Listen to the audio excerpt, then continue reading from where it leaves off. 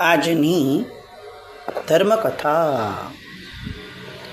પ્રણામ. રત્નસંચય શેઠે શ્રેષ્ઠીઓને બોલાવ્યા, જે પોતાના વિવાહ થવાના છે તે, અને ઔપચારિક રીતે બધાનું સ્વાગત કર્યા પછીથી અંતે જે મુખ્ય સંદેશ આપવાનો છે,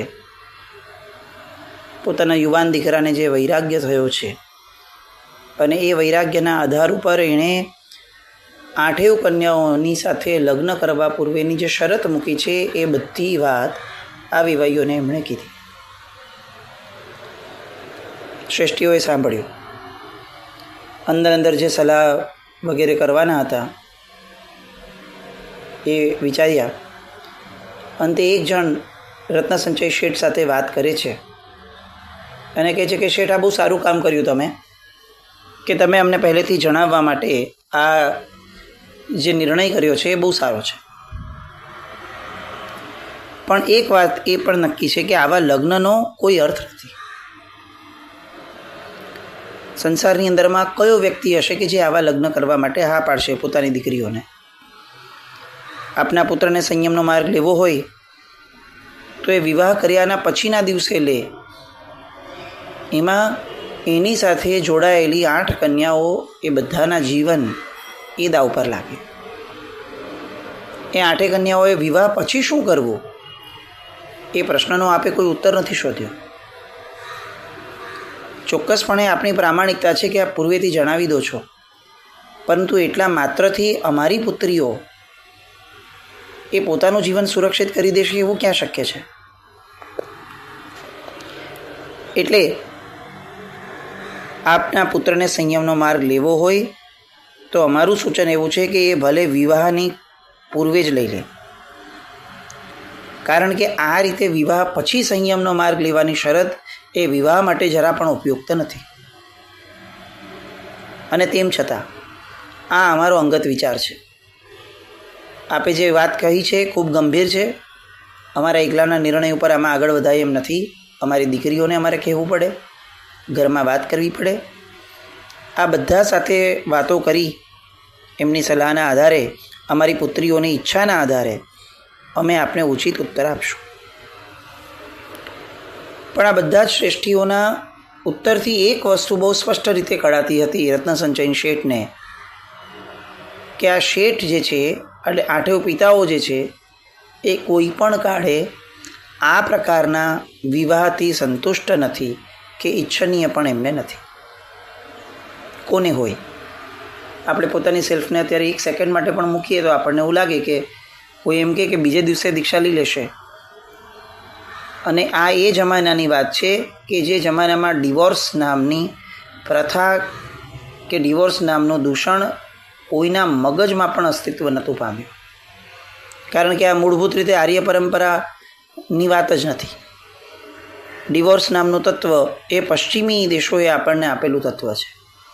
આપણા સમાજમાં, આપણી પરંપરામાં, આપણી સંસ્કૃતિમાં એકવાર સંબંધ બંધાણો તે બંધાણો, એ પછીથી બીજાની શક્યતા પણ આપણે ન જોઈ શકીએ.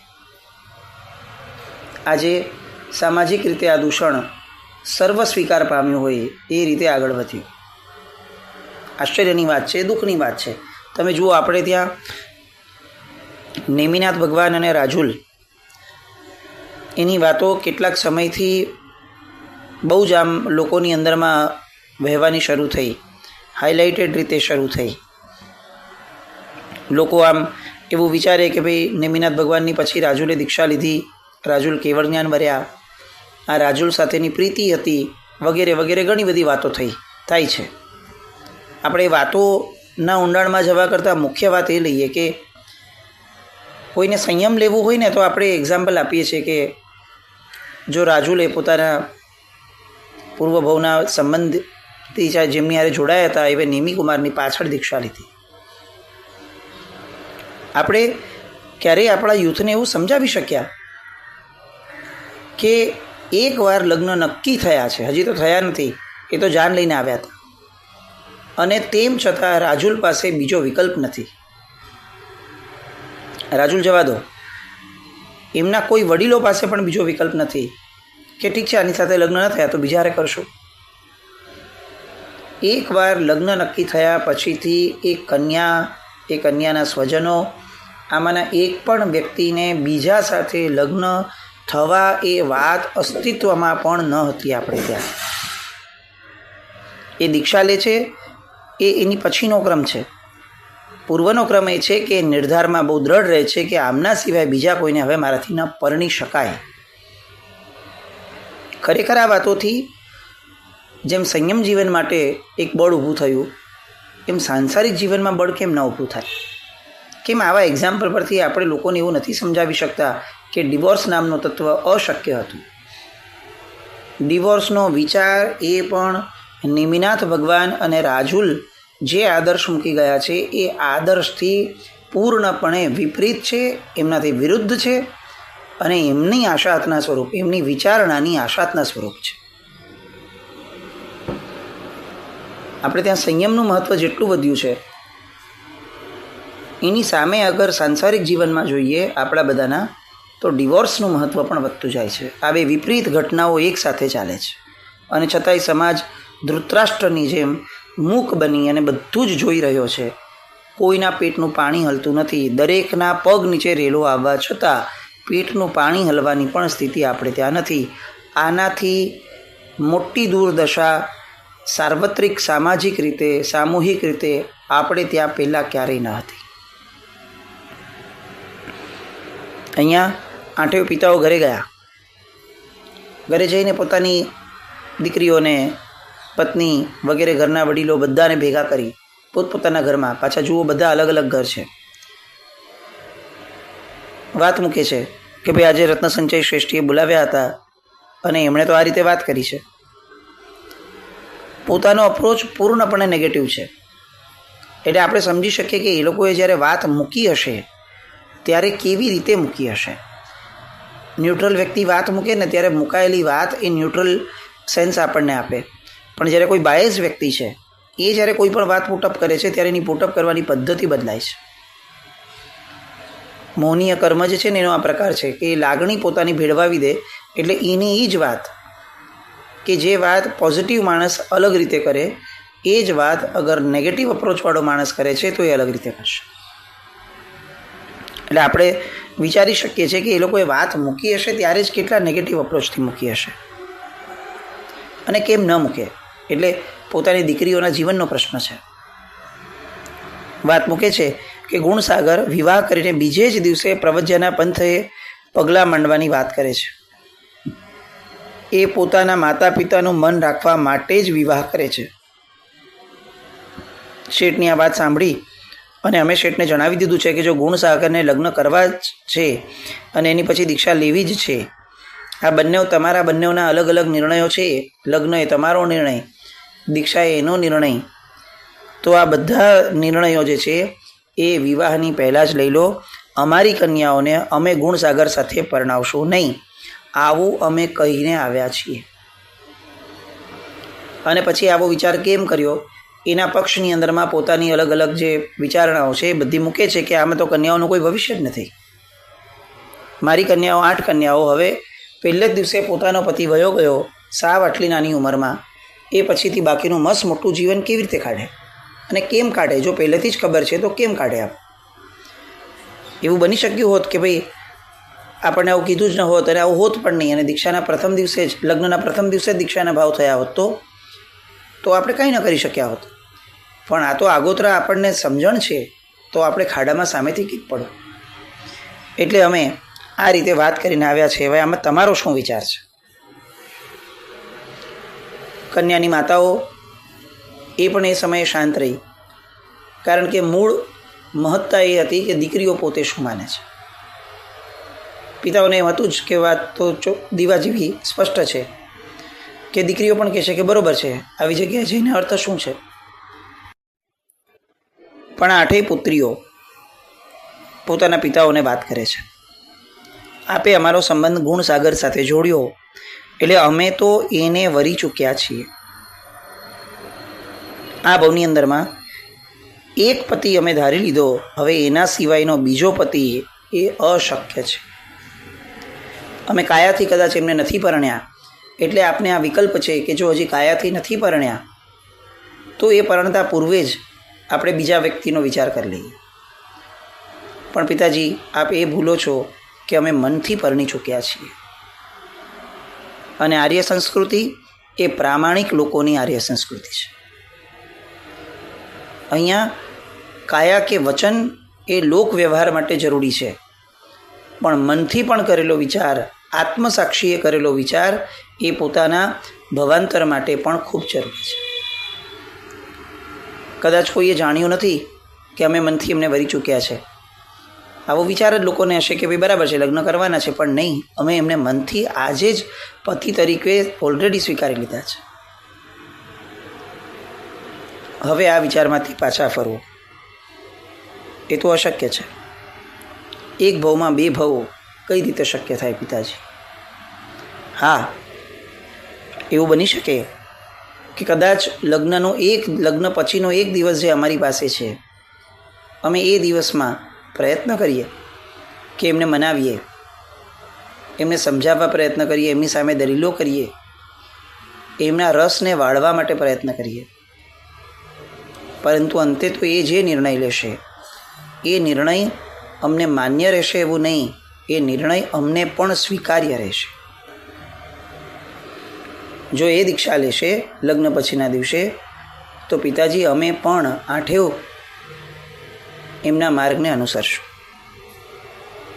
આર્ય સ્ત્રી માટે પતિ એ એની ગતિ છે. આ એક ઉત્તમ વાક્ય. આર્ય સ્ત્રી માટે પતિ એ એની ગતિ છે. આ વાક્ય ઉપર આઠેવ દીકરીઓ પોતે જે જણાવવું છે એ જણાવવાનો અંત લાવે છે. મક્કમ નિર્ણય. માતા પિતા બધા સહમત થયા. પ્રશ્ન મારો એ છે કે આ આઠેવ કન્યાઓ બહેનો નથી સગી. કોઈ એકને આવો વિચાર આવ્યો હોય, બીજીને વિચાર આવ્યો, ત્રીજીને વિચાર આવ્યો. બધા અલગ અલગ ઘરે છે. કોઈએ ફોન કરીને પૂછ્યું નથી એકબીજાને કે બેન તારો શું વિચાર છે, તો હું એ પ્રમાણે રિપ્લાય આપું. કોઈએ કોઈની હારે સલાહ નથી કરી. આઠે આઠના પિતાઓ ફર્મ હતા કે આમ જ કરવાનું છે. એમાં પણ કોઈ ભેદ ન હતો. આઠે આઠના સરખા વિચારો કઈ રીતે જન્મ્યા હશે? આપણે માનવું અને સ્વીકારવું જ પડે કે એ સમયનું શિક્ષણ, એ સમયનું ઘડતર, એ સમયનું વાતાવરણ જ એવું હતું કે સાર્વત્રિક રીતે આ ભાવો બહુલતયા લોકોની અંદરમાં દ્રઢ હતા. આ આઠ એક્સેપ્શન ન હતા. આ આઠ કન્યાઓના વિચારો જે છે એ સમયની કોમન થિંકિંગ હતી. જો કોમન ન હોત ને તો આઠમાંથી બે ચારને તો કંઈક એવું લાગ્યું હોત કે ભાઈ જેને કરવું એ કરે, મારે નથી કરવું. એનો અર્થ એ છે કે ધર્મ એ સમયે અલગથી નહોતો અપાતો. ધર્મ એ શિક્ષણ, કેળવણી, ઘડતર, વાતાવરણ, ઉછેર આ બધાની અંદર વણાયેલો હતો. આ આઠેવ કન્યાઓ સામાન્ય રીતે આપણે એમ વિચારીએ કે દીક્ષાના ભાવવાળી તો નહોતી જ. આઠેવને સામે ચડીને આ ગુણસાગરને જોઈ અને આકર્ષણ અને રાગ જાગ્યો હતો. જો ખરેખર રાગની મુખ્યતા હોત ને તો પાત્ર બદલાઈ ગયું હોત કે ભાઈ ગુણસાગર પ્રત્યે રાગ જાગ્યો, પણ હવે એ દીક્ષા લેવાનો હોય તો કાંઈ નહીં, અમારા રાગને તો અમારે અકબંધ રાખવો છે. ગુણસાગર પ્રત્યે જે રાગ જાગ્યો હતો, જન્મ્યો હતો, એમાં મહત્તા રાગની ન હતી, મહત્તા પાત્રની હતી. એકવાર આ પાત્ર માટે અમને અહોભાવ જાગ્યો, એ પછીથી લાગણીઓ જે બદલાય, પરિસ્થિતિઓ જે બદલાય એની સાથે નિસ્બત નથી, પણ અમારો સંબંધ આ પાત્ર સાથે જોડાયો તો જોડાયો. હવે એમાં કંઈ જ ફરક ન પડી શકે.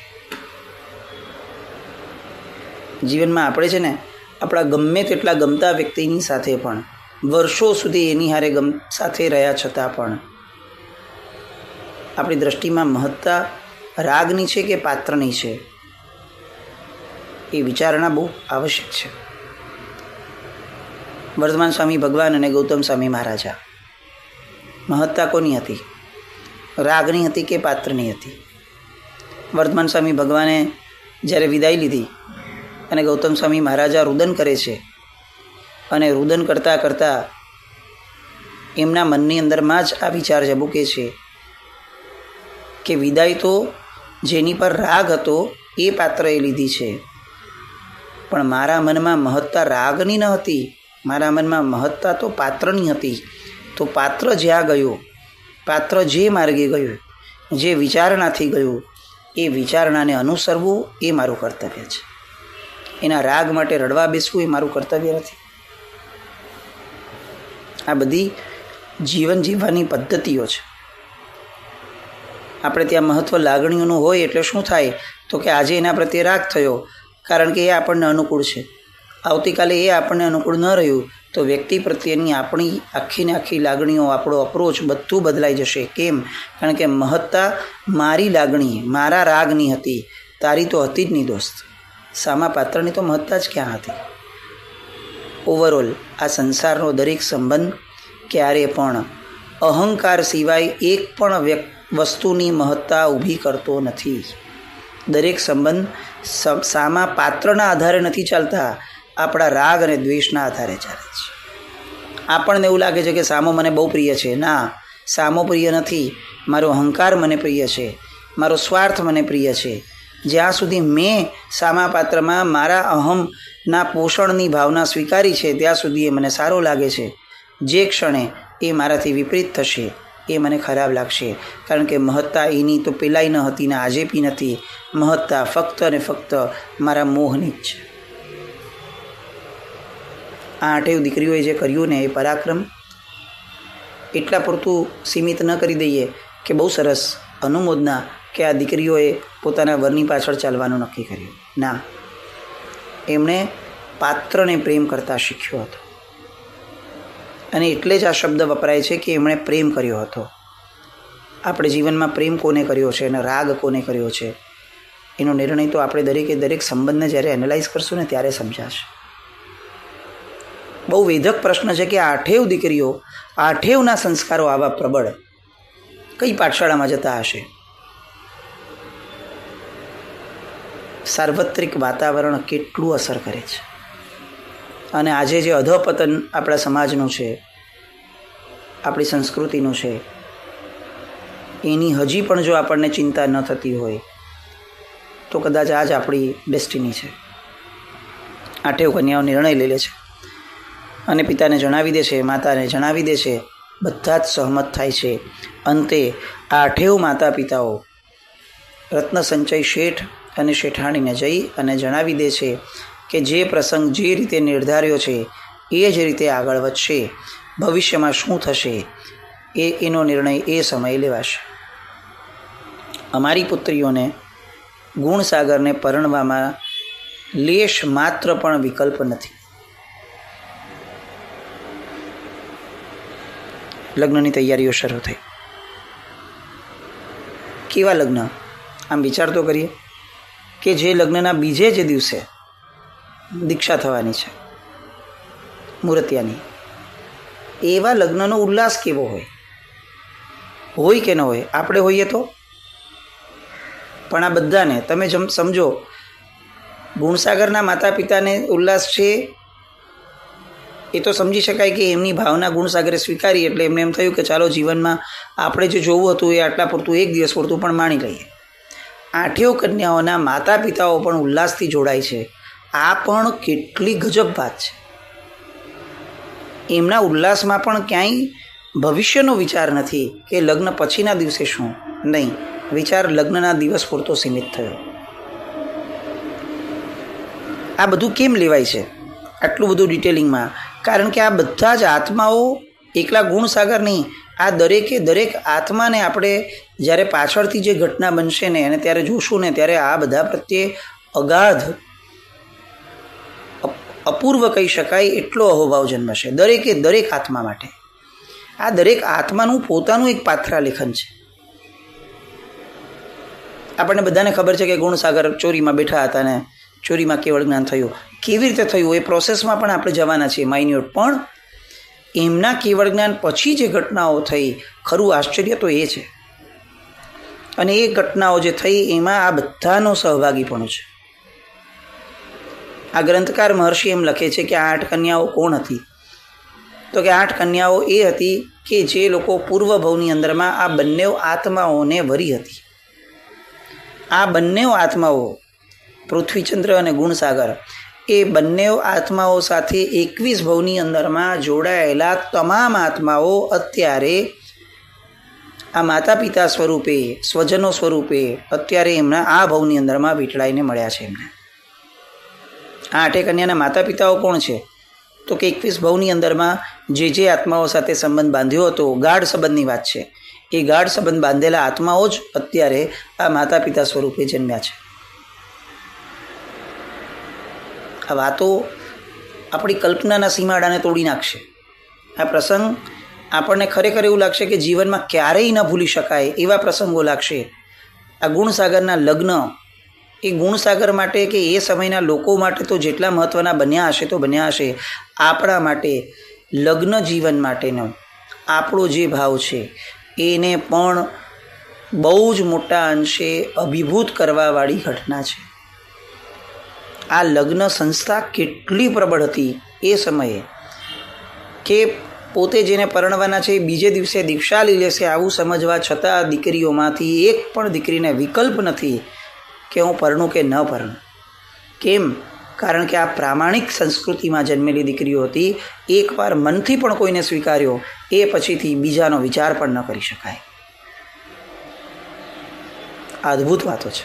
દીકરીઓને નાનપણથી સંસ્કાર આપવા છે, દીકરાઓને નાનપણથી સંસ્કાર આપવા છે તો આ આપીએ કે તું ભલે દીકરો પણ છે, તને બીજા માટે એકવાર એકને વર્યા પછી બીજા માટેનો વિકલ્પ કરવાનો પણ અધિકાર આ સંસ્કૃતિ નથી આપતી. અહીંયા બધું કંઈ સ્ત્રીઓ પર થોપી પડાયું છે એવું નથી.